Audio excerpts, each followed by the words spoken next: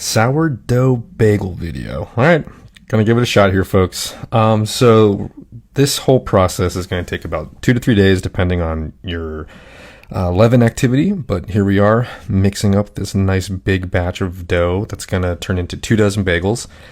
This is called the bulk fermentation. So during the bulk fermentation, you're going to end up doing a set of stretch and folds. And what that really means is you're going to try your best to create gluten strength. And so gluten is really important for the process. It's the name of the game with sourdough.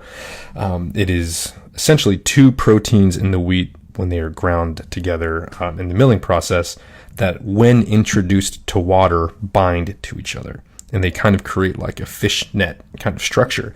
And this becomes the structure of the dough moving forward for the rest of the whole baking process. So our goal here is to add strength by physically challenging it. And that will allow us to capture the air that is being produced in the fermentation process. So it's a whole big, slow, methodical, step-by-step process with that. Right now, we portioned out each segment of the dough to have everything weigh the same. We're going to roll it out, let it rest, and then make the bagel shape. So we're going to kind of press it down, roll it together. Biceps are looking pretty good. Don't mind if I say so. And yeah, so these are going to be all the same weight. You kind of want these to end up resting for like an hour afterwards. Let them get really puffy. Yeah, and here we can see the bagels boiling in some seasoned water. Take your spider, practice your forehand, brush the back of the ball towards your target, turn that into a lacrosse stick, practice your lefty shot, which you didn't do as a kid, and then go back to tennis. Really important to have a good backhand return.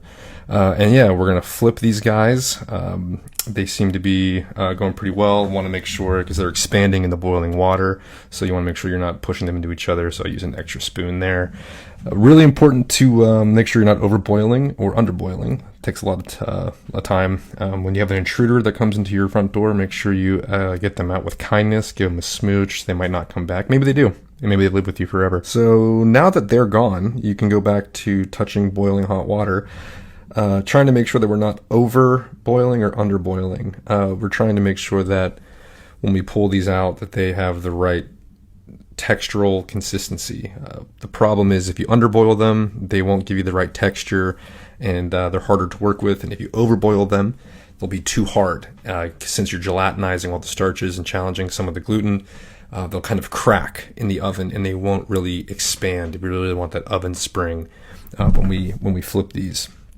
So here we're putting the rest of the batch in. We have some everything bagel seasoning that we homemade, and this is where it gets kind of interesting, because in the home oven, I've decided to get some bagel boards that I bought a couple years ago. And what you would see in big shops is they bake them upside down for a few minutes to get the bottom cooked and get that dry. And so when we flip these onto the baking surface, it's direct contact with the baking steel.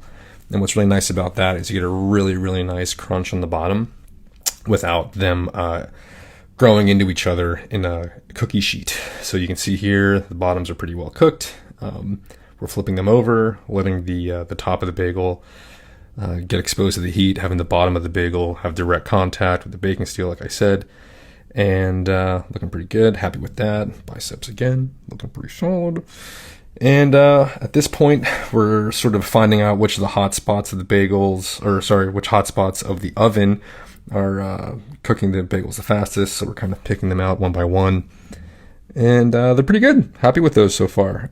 The problem with baking this way is you can kind of mess up at any given stage, and it's not really recoverable. So the fact that these kind of came out in a good batch makes it kind of worth it, you know. So happy that these worked out this time. Hopefully these videos aren't so long and boring that you guys made it this far, because this is like a 4-minute voiceover. And yeah, bread. There you guys go. Again, biceps. What can I say?